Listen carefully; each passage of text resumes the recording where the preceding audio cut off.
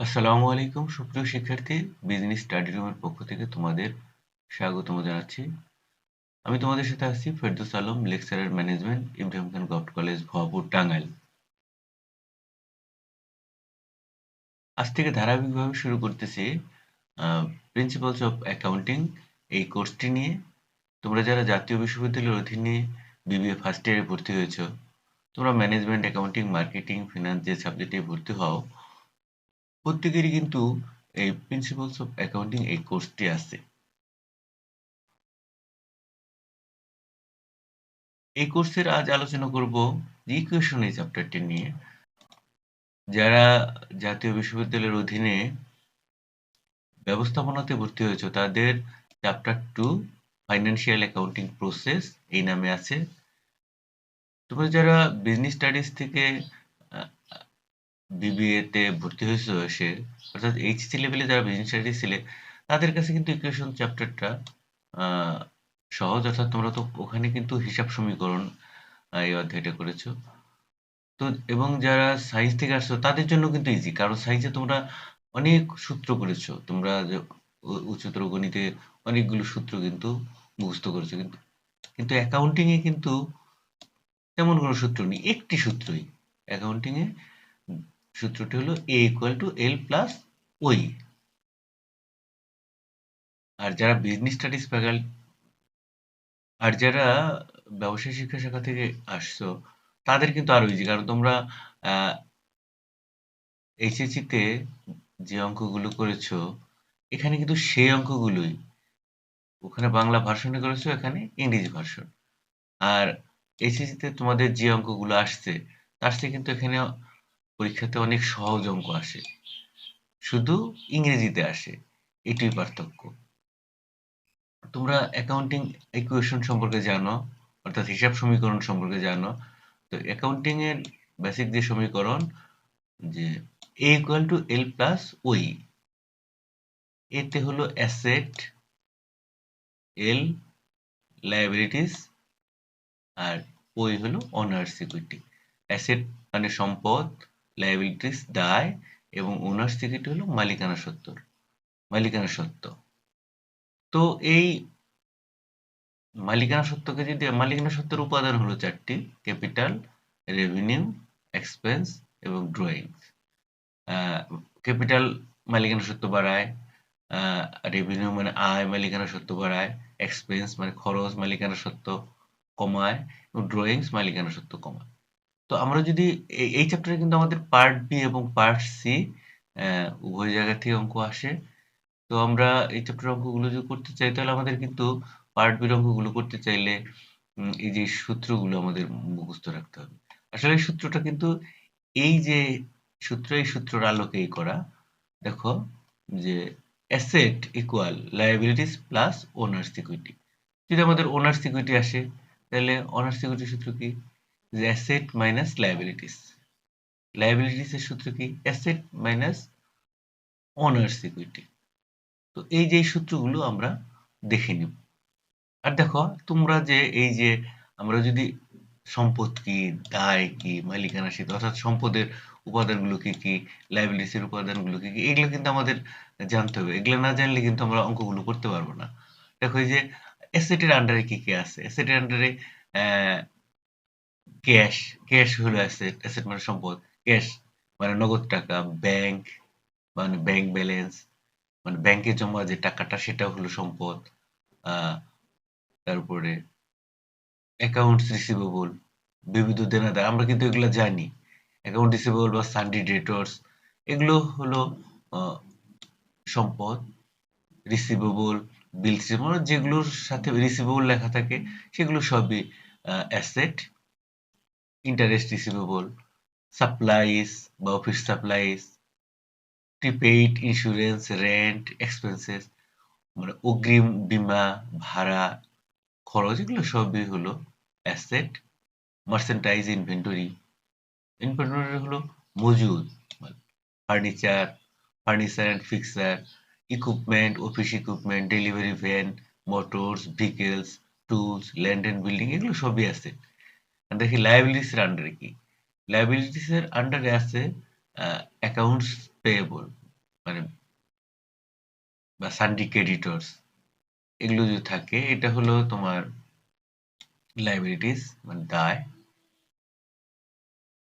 মানে বিবিধ পাওনাদার, notes payable, bills payable, expense payable, earn revenue মানে অনুপার্জিত আয়। যে আয়টা আসলে আমি করি নাই কিন্তু টাকাটা পেয়ে গেছি। যেমন কোনো ফার্ম কোনো একটা অফিসের ইলেকট্রিক্যাল রিপেয়ার করে দিবে, কিন্তু তার আগে করে দেওয়ার আগেই যদি অগ্রিম টাকা নেয়, করে দেওয়ার আগেই যদি টাকাটা নেয়, সেটাই হবে কি আর্ন রেভিনিউ।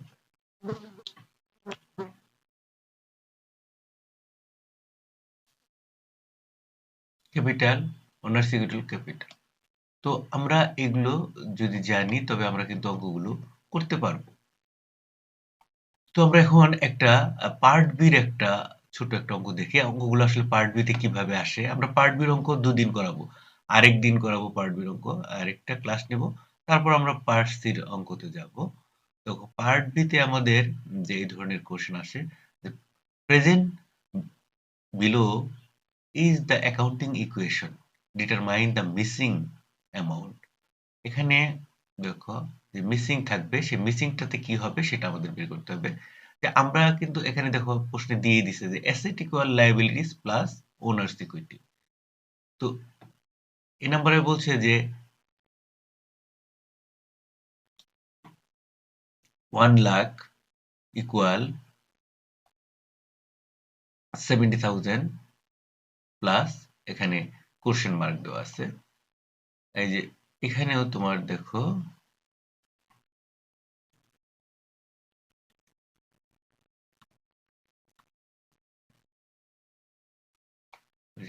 বিতে আসছে কোশ্চেন মার্ক দেওয়া আছে ইকুয়াল 75,000 প্লাস 30,000। আর তোমার এখানে সিতে দেওয়া আছে 90,000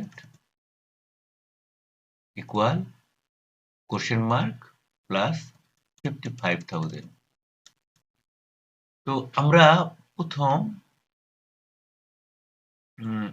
প্রথম অঙ্কটাই দেখি।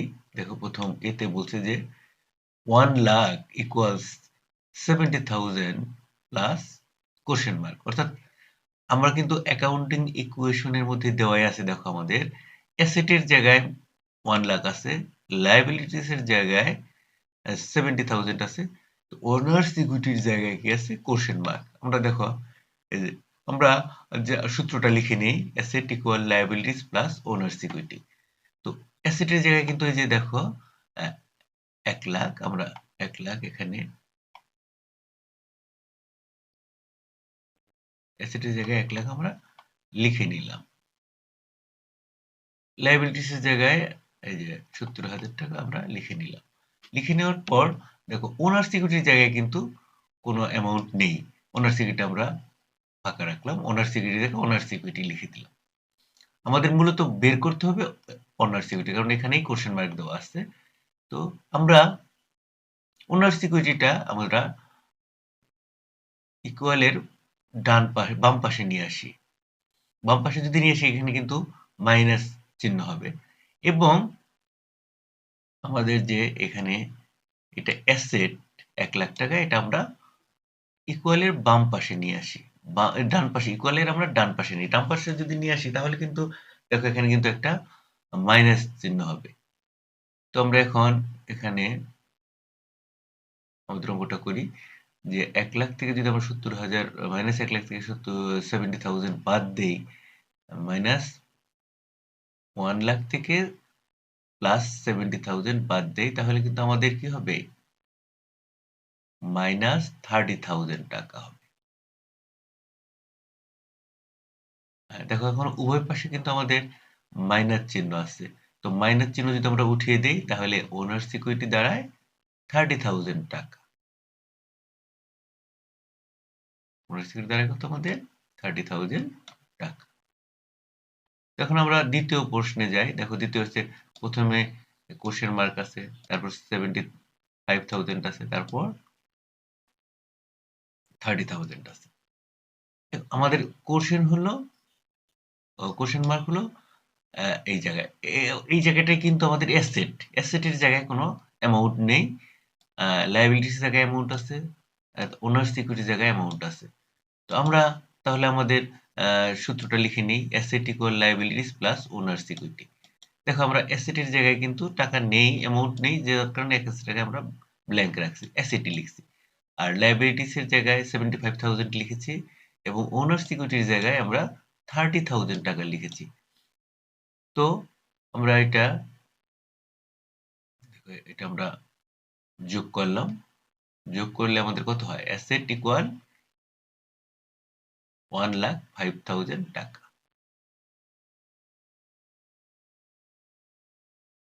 কত হয়? যে আমরা এখানে একটু ভুল হয়েছে,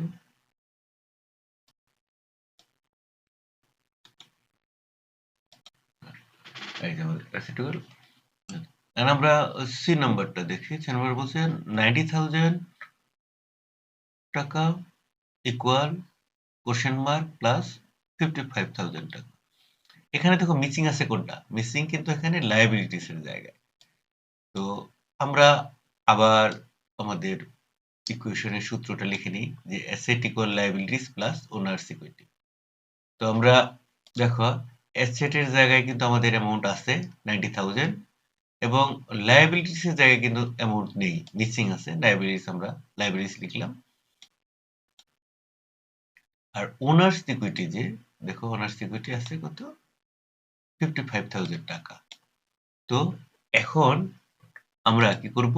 ওই যে প্রথম যে আমরা এ নাম্বারের মতো করব, যে লায়াবিলিটিসটা আমরা বাম পাশে নিয়ে আসবো। লায়াবিলিটি যদি বাম পাশে নিয়ে আসি তাহলে কিন্তু এর প্লাস ফিগারটা মাইনাস হয়ে যাবে, অর্থাৎ মাইনাস হলো এখানে।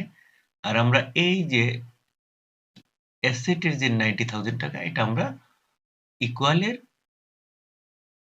ডান পাশে নিয়ে আসলাম। ডান পাশে নিয়ে আসলে এটা কিন্তু মাইনাস ফিগার হয়ে যাবে। এখন আমরা ক্যালকুলেশন করি,